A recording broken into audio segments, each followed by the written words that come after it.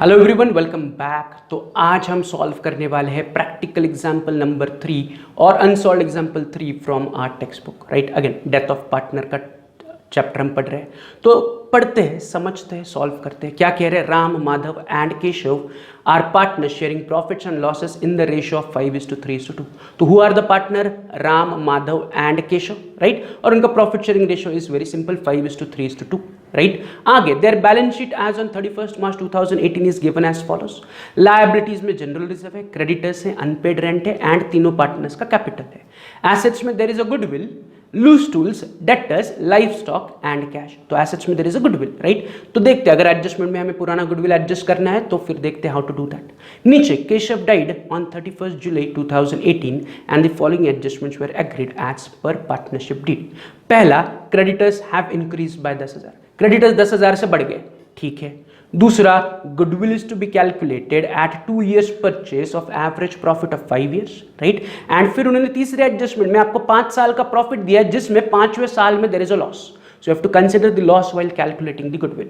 तो 90,000, 1,00,000, 60,000, 50,000 प्रॉफिट्स थे पहले 4 साल एंड 5वें साल में देयर इज अ 50,000 का लॉस। एंड उसके नीचे कह रहे Keshav share in it was to be given to him. तो गुडविल जो कैलकुलेट करोगे एज पर एडजस्टमेंट 2 प्लस एडजस्टमेंट 3 मिला के उस गुडविल में से आपको केशव का गुडविल का हिस्सा उसे देना है। तो जितना गुडविल मिलेगा उसका पूरा हिस्सा केशव को देना है। देखते कैलकुलेट करते वक्त। चौथा, loose tools and life stocks were valued at 80,000, 1,20,000 respectively. Simple adjustment है, लूज टूल्स को एंड लाइफ स्टॉक को आपको रीवैल्यू करना है। पांचवा, RDD was maintained at 10,000। Debtors पर आरडीडी मेंटेन करो, देखते हैं कैसे। Sixth, commission 2,000 per month was payable to Keshav। Commission rupees 2,000 per month was payable to Keshav. मतलब जैसे हमने इससे पहले वाले क्वेश्चंस में देखा था सैलरी पेएबल है, वैसे सैलरी की जगह केशव को कमीशन मिल रहा है तो हमें कमीशन कैलकुलेट करके केशव को देना पड़ेगा। उसी एडजस्टमेंट में आगे कह रहे हैं प्रॉफिट्स फॉर 18-19 वॉज एस्टिमेटेड 45,000। जिस साल, जो अभी करंट ईयर है, जिस साल केशव की डेथ हुई उस साल का एस्टिमेटेड प्रॉफिट इज 45,000। तो उन्हें आपका काम आसान कर दिया, आपको बेस प्रॉफिट दे दिया। तो प्रॉफिट बेस इज 45,000 एंड आगे वो कह रहे Keshav share in it up to the date of his death was to be given to him. तो वही सिंपल है कि आपको वर्किंग नोट करना है, केशव का प्रॉफिट का हिस्सा कैलकुलेट करना है। Is this clear? अब हमें करना क्या है, हमें क्या करना है? तो उन्होंने कहा है प्रिपेयर रिवैल्यूएशन अकाउंट। अब वो कह रहे रिवैल्यूएशन अकाउंट, तो जब मैं फॉर्मेट बनाऊंगा तो रिवैल्यूएशन अकाउंट पहले बनाऊंगा and Keshav's capital account. Right, तो दूसरा बनाऊंगा Keshav's capital account showing the amount payable to his executor. तो आपको रिवैल्यूएशन अकाउंट बनाना है एंड केशव्स कैपिटल अकाउंट बनाना है एंड केशव कैपिटल में आपको दिखाना है कि उसके एग्जीक्यूटर को कितना पैसा देना है।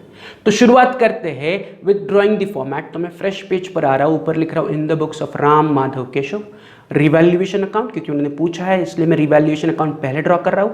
अगर उन्होंने केवल केशव का कैपिटल पूछा तो मैं केशव कैपिटल ऊपर बनाता and revaluation account as a working note नीचे बनाता, जैसे हमने कल वाले क्वेश्चन में किया था। राइट, वहां पर उन्होंने केवल डिसीज पार्टनर का कैपिटल पूछा था तो हमने पहले कैपिटल अकाउंट बनाया and as a working note revaluation account बनाया। बट आज के क्वेश्चन में वो खुद कह रहे हैं रिवैल्यूएशन अकाउंट बनाओ, तो मैं रिवैल्यूएशन अकाउंट बना रहा हूं एंड फिर मैं Keshav's capital that is deceased partner का कैपिटल अकाउंट बना रहा हूं। राइट, तो this is how my format should be ready and plus अगले पेज पर हम वर्किंग नोट जब जरूरत पड़ेगी तब करेंगे। तो शुरुआत करते हैं सम सॉल्व करना। कहां से शुरुआत करेंगे?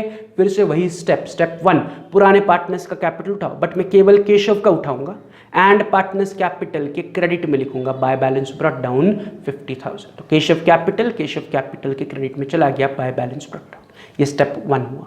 स्टेप 2 क्या कहता है? Is there any general reserve fund या P&L account? Answer is yes, मेरे पास पुराने बैलेंस शीट में जनरल रिजर्व है 25,000। इस 25,000 को मुझे तीनों पार्टनर्स के बीच में 5:3:2 में डिस्ट्रीब्यूट करना है।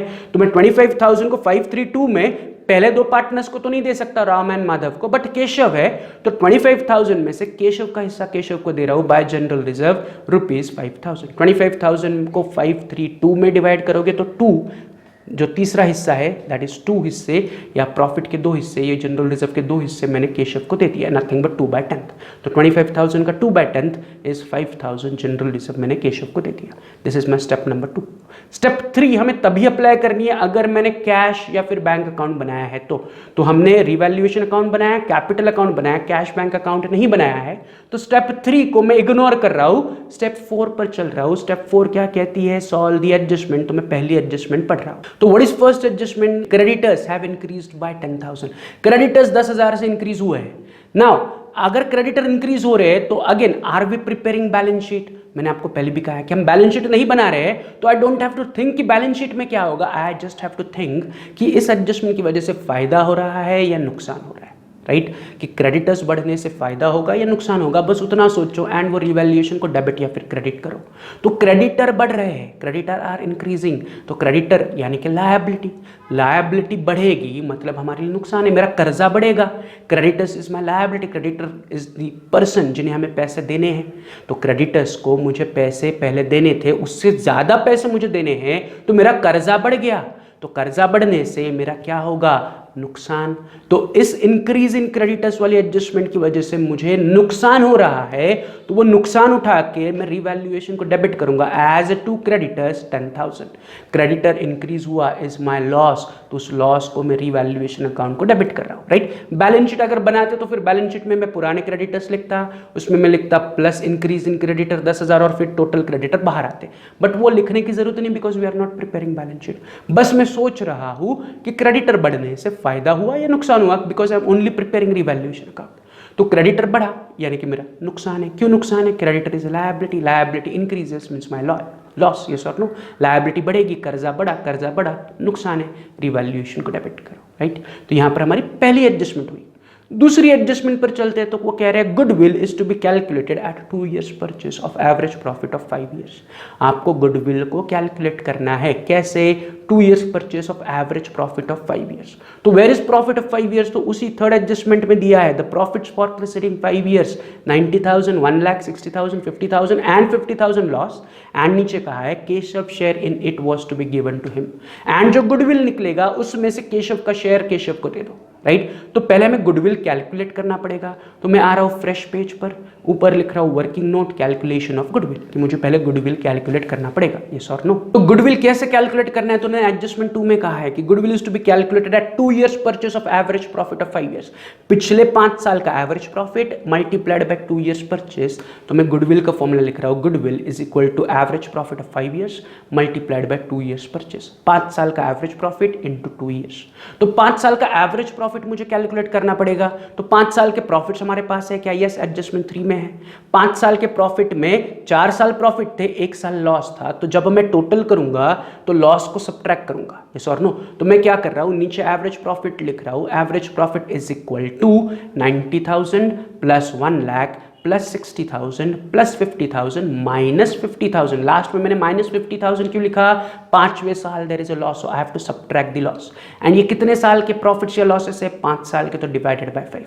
सो average profit is nothing but the sum यानी कि total of the profits and losses of the 5 years upon 5। तो 5 साल के प्रॉफिट का टोटल अपॉन 5, लेकिन टोटल लेते वक्त मैं 5वें साल जो लॉस था उसे सब्ट्रैक्ट करूंगा। तो अगर आप ऐड करोगे 4 साल के प्रॉफिट एंड सब्ट्रैक्ट करोगे 5वें साल का प्रॉफिट, तो आपको नीचे आंसर मिलेगा average profit is equal to 2,50,000 addition of all the profit minus losses is 2,50,000 upon 5। तो एवरेज प्रॉफिट मुझे मिल रहा है as 50,000। So my average profit is how much? 50,000, right? तो एवरेज प्रॉफिट मिल गया। अब मुझे क्या चाहिए? गुडविल। तो हाउ टू फाइंड गुडविल? तो उन्होंने कहा है कि एवरेज प्रॉफिट का 2 years परचेज। तो नीचे goodwill is average profit 50,000 into 2। 50,000 into 2 is nothing but 1 lakh, so my goodwill is equal to 1 lakh. तो जो फर्म का गुडविल है वो आया 1 लाख रुपया, राइट? अब ये 1 लाख रुपया गुडविल पूरा का पूरा डिसीज पार्टनर यानी कि केशव को मिलेगा क्या? Answer is no. हमें केशव को हिस्सा निकाल के देना है। थर्ड एडजस्टमेंट का लास्ट पार्ट देखो, Keshav share in it was to be given to him. तो जो गुडविल मिला उसमें से केशव का हिस्सा केशव को दे दो, नो क्वेश्चन आस्क। बाकी कुछ सोचने की जरूरत नहीं है। अगर हमने जब क्वेश्चन पढ़ा था तो दिमाग में है कि there is already a goodwill in the balance sheet, yes और नो? बैलेंस शीट में ऑलरेडी 50,000 गुडविल है, तो अभी उसके बारे में सोचने की जरूरत नहीं, क्योंकि उन्होंने एडजस्टमेंट में वेरी क्लियर कट कहा है। तीसरे एडजस्टमेंट का लास्ट लाइन पढ़ो, Keshav share in it was to be given to him. Keshav का हिस्सा हिस्सा जो गुडविल निकलेगा उसमें से केशव का हिस्सा केशव को दे दो। नो क्वेश्चन आस्क कि पुराना गुडविल है नया गुडविल है कंपेयर करो, nothing to do like that, क्योंकि उन्होंने वेरी क्लियरली कहा है जितना गुडविल मिलेगा दैट इज 1 लाख हमें गुडविल मिला, उसमें से केशव का हिस्सा उठाओ केशव को दे दो, बस खत्म। तो गुडविल आया 1 लाख, तो मुझे इसमें से केशव का हिस्सा चाहिए, तो केशव का हिस्सा कैसे मिलेगा, तो मैं नीचे लिख रहा हूं Keshav share of goodwill is 1 lakh, total goodwill 1 lakh multiplied by, मुझे केशव का पीएसआर देखना पड़ेगा विच इज 2/10, तो multiplied by 2/10, 5:3:2 is the ratio, जिसमें से केशव का हिस्सा 2/10 है, तो 1 लाख का 2/10 मिलेगा केशव को which is nothing but 20,000, yes or no? तो Keshav's share of goodwill is 20,000, तो एज पर adjustment 3 Keshav share in goodwill to be given to him, तो Keshav share in goodwill is 20,000। Am I comparing the new goodwill with the old goodwill available in the balance sheet, answer is no.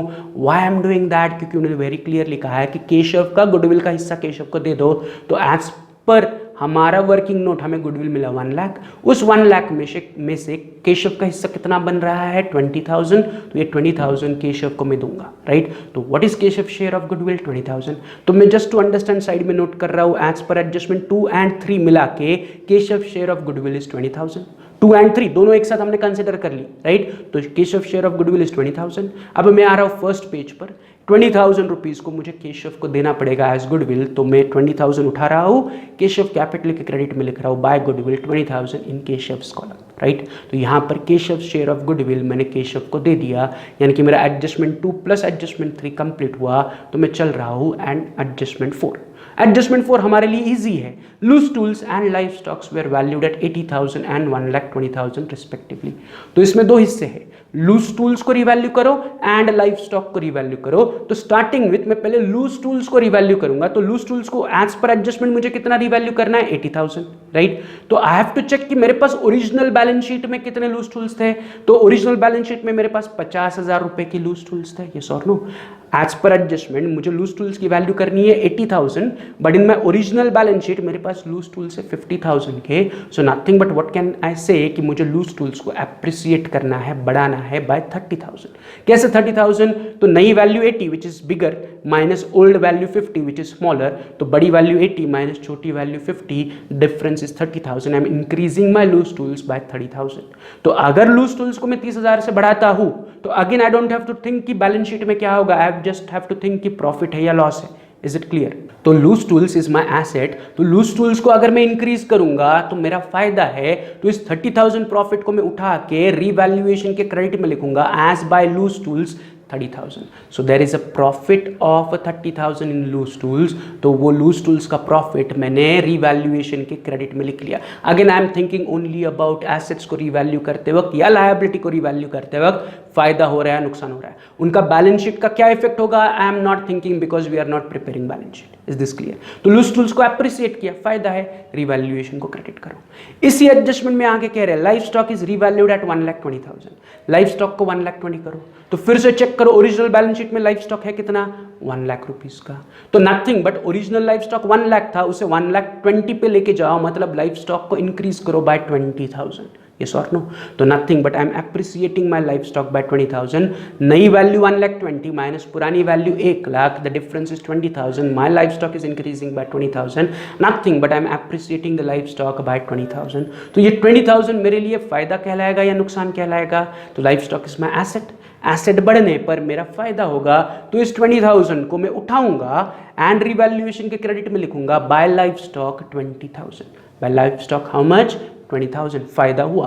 तो loose tools appreciate किया, फायदा हुआ, life stock appreciate किया, फायदा हुआ, दोनों फायदे मैंने उठा के रिवैल्यूएशन के क्रेडिट में लिखे। तो एज पर एडजस्टमेंट 4 लूज टूल्स हो गया, लाइफ स्टॉक हो गया, यानी कि एडजस्टमेंट 4 कंप्लीट हुई। चलते हैं on adjustment 5, RDD was maintained at ₹10,000, RDD was maintained at ₹10,000, कि मुझे RDD मेंटेन करनी है। तो RDD हम किस पर मेंटेन करते हैं, डेटर्स पर। मेरे पास कितने डेटर्स है 1,50,000, उन डेटर्स पर ऑलरेडी कोई RDD है क्या, आंसर इज नो।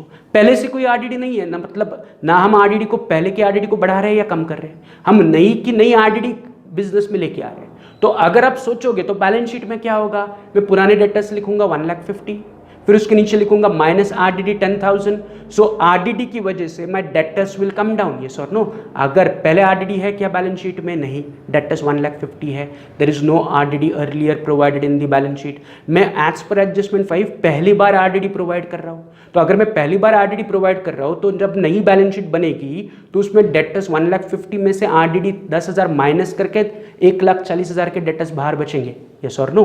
बट अगर डेटर्स 1,40,000 बाहर बच रहे हैं मतलब डेटर्स आर रिड्यूसिंग, यस और नो. RDD का अगर आप बैलेंस शीट का इफेक्ट इमेजिन करोगे तो इन बैलेंस शीट मुझे पुराने डेटर्स 1,50,000 लिखने पड़ेंगे, माइनस RDD 10,000 जो एडजस्टमेंट 5 के हिसाब से वो माइनस करनी पड़ेगी, तो मेरे डेटर्स बाहर 140 बचेंगे. That is my debtors will go down. तो बिकॉज ऑफ एडजस्टमेंट 5 RDD की वजह से my debtor will come down.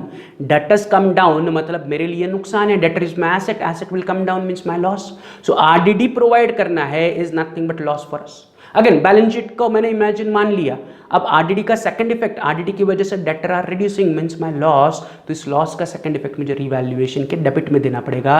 तो मैं लिख रहा हूँ टू RDD 10,000 रुपीज कि RDD की वजह से मुझे 10,000 का नुकसान हुआ. Is this clear? तो एज पर adjustment 5 there is a loss of 10,000 because of creation of RDD, right. फिर चलते हैं एडजस्टमेंट नंबर 6. क्या कह रहे हैं? Commission ₹2,000 per month was payable to Keshav and आगे उन्होंने कहा है profit for 18-19 was estimated at 45,000 and Keshav share in it up to the date of his death was given to him. तो वो कह रहे हैं दो है इस एडजस्टमेंट में, दो पार्ट है. एक उसको कमीशन देना है और एक उसको प्रॉफिट का हिस्सा देना है up to the date of his death, right. तो दोनों में से पहले मैं कॉन्सेंट्रेट कर रहा हूं कमीशन 2,000 पर मंथ की. जो डिसीज पार्टनर है दैट इज केशव, केशव को 2,000 पर मंथ के हिसाब से कमीशन पेएबल है. 2,000 पर मंथ के हिसाब से कमीशन देना है. बट ऐसा कितने महीने का कमीशन देना पड़ेगा? तो उतने महीने का जितने महीने वो बिजनेस में था.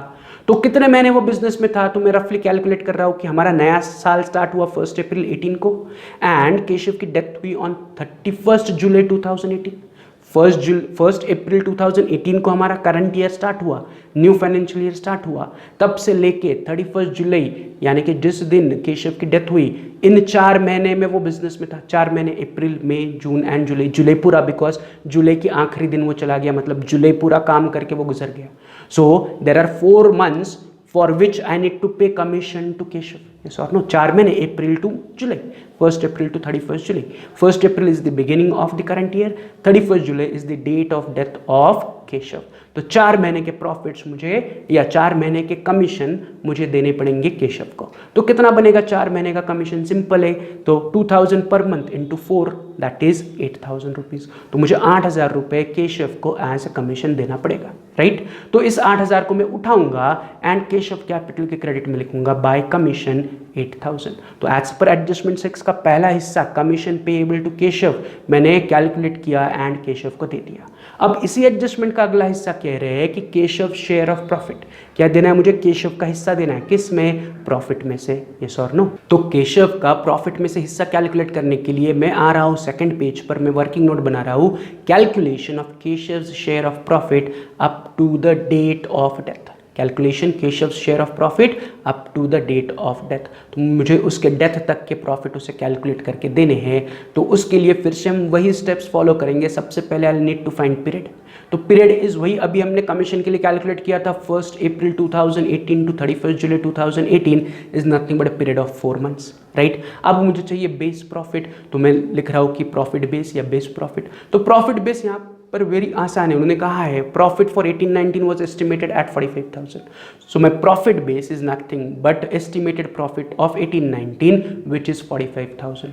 सो पीरियड इज 4 महीने एंड प्रॉफिट बेस इज 45,000. तो 45,000 को बेस लेके हमें केशव को 4 महीने के प्रॉफिट देने. एज सिंपल एज दैट कि 45,000 को बेस लेके हमें केशव को 45,000 या 45,000 को बेस लेके हमें केशव को 4 महीने का प्रॉफिट देना है, राइट. तो पहले मुझे क्या करना पड़ेगा? 45,000 में से 4 महीने के प्रॉफिट अलग करने पड़ेंगे. तो मैं नीचे लिख रहा हूँ 4 months profit is equal to 45,000 by 12 into 4. 45,000 को 12 से डिवाइड करो, 1 महीने का प्रॉफिट मिलेगा. मल्टीप्लाइड बाय 4 करो, 4 महीने का प्रॉफिट मिलेगा. तो अगर मैथमेटिकली कैलकुलेशन करोगे तो 4 महीने के प्रॉफिट आर 15,000. 12 महीने के 45,000, तो 4 महीने के 15,000। अगेन ये 15,000 पूरा का पूरा केशव को मिलेगा क्या? Answer is no. तो मुझे Keshav share of profit calculate करना पड़ेगा, which is Keshav share of profit is 15,000 जो 4 महीने के प्रॉफिट है, मल्टीप्लाइड बाय केशव का PSR विच इज 2/10, तो मल्टीप्लाइड बाय 2/10, तो 15,000 का 2/10 केशव को मिलेगा इज नथिंग बट 3,000। तो Keshav share of profit up to the date of death is 3,000। इसी 3,000 को मैं साइड में लिख रहा हूं, Keshav share of profit up to the date of death is 3,000। तो केशव को प्रॉफिट में से 3,000 रुपए मिलेंगे जो मुझे उसके कैपिटल में लिखने पड़ेंगे। तो मैं आ रहा हूं फर्स्ट पेज पर, जो 3,000 हमने कैलकुलेट किया है केशव शेयर ऑफ प्रॉफिट वो उठा रहा हूं एंड उसे केशव कैपिटल के क्रेडिट में लिख रहा हूं by profit and loss suspense account amount में 3,000, राइट। तो केशव शेयर ऑफ प्रॉफिट उठाया, केशव को दे दिया। तो यहाँ पर एडजस्टमेंट 6 कंप्लीट हुई, यानी कि we are done with all the adjustments, right. तो अब सिर्फ बचता क्या है, अब बस हमें दोनों को बैलेंस करना है, स्टार्टिंग विथ रिवैल्यूएशन अकाउंट। तो रिवैल्यूएशन को बैलेंस करोगे तो आपको 30,000 का रिवैल्यूएशन प्रॉफिट मिल रहा है। इस 30,000 को 5:3:2 में राम माधव एंड केशव के बीच में डिस्ट्रीब्यूट करोगे, तो राम माधव के बीच में अगर 30,000 को डिस्ट्रीब्यूट करोगे तो राम को मिल रहा है 15,000, माधव को मिल रहा है 9,000, केशव को मिल रहा है 6,000। सो 30,000 इज माय रिवैल्यूएशन प्रॉफिट। मैंने राम माधव केशव के बीच में 5:3:2 में डिस्ट्रीब्यूट कर दिया, राइट। अब इसमें से हु इज डिसीज्ड पार्टनर, तो केशव इज डिसीज्ड पार्टनर। तो केशव का 6,000 प्रॉफिट उठाओ एंड केशव कैपिटल के क्रेडिट में लिखो by revaluation profit 6,000। Is this clear? तो मैंने रिवैल्यूएशन अकाउंट क्लोज किया, केशव का प्रॉफिट का हिस्सा वहां से उठाया, केशव कैपिटल को क्रेडिट कर दिया। अब मैं इमीडिएटली क्या करूंगा, केशव कैपिटल को बैलेंस करूंगा ताकि मुझे केशव कैपिटल का बैलेंस मिले जो मैं उसके लीगल हेयर के अकाउंट में या लीगल एग्जीक्यूटर अकाउंट के नाम पर लिख लूंगा। तो उसके लिए मैं ले रहा हूं केशव कैपिटल के क्रेडिट साइड का total which is 92,000 and Keshav capital के डेबिट का total which is 0। So credit is 92, debit is 0, तो 92 बड़ी अमाउंट में दोनों तरफ लिखूंगा, राइट, यस और नो, कि डेबिट में भी 92,000, क्रेडिट में भी 92,000 and what will be my balancing figure, 92,000 minus 0, my balancing figure will be 92,000, जिससे मैं इमीडिएटली कहूंगा to Keshav executor loan account, कि केशव का जो लीगल एग्जीक्यूटर है या एग्जीक्यूटर है उसके लोन में हमें 92,000 रुपीज ट्रांसफर करने हैं। तो यहाँ पर हमें केशव कैपिटल अकाउंट क्लोज करने पर केशव का कैपिटल बैलेंस मिला जो मैंने उसके लीगल एग्जीक्यूटर को ट्रांसफर कर दिया। So we are done with this question also. आपको इसके आगे और कुछ नहीं करना है, बस ये 2 अकाउंट्स थे। रिवैल्यूएशन अकाउंट क्लोज किया, प्रॉफिट उठाया, केशव को दिया, केशव को क्लोज किया, उसकी बैलेंसिंग फिगर को उसके लीगल एग्जीक्यूटर लोन में ट्रांसफर किया, डन। और कुछ करने की जरूरत, there is no balance sheet to tally. तो यही अमाउंट आपकी फाइनल अमाउंट बनेगी, that is 92,000। So we are done with this question also. कल आने के बाद हम प्रैक्टिकल एग्जाम्पल 4 सॉल्व करेंगे। कौन सा सॉल्व करेंगे? प्रैक्टिकल एग्जाम्पल 4, तो वो भी पढ़ के उसका फॉर्मेट रेडी करके रखो। Is this clear? चलो, तो फिर आज के लिए इतना ही। Have a good day, bye.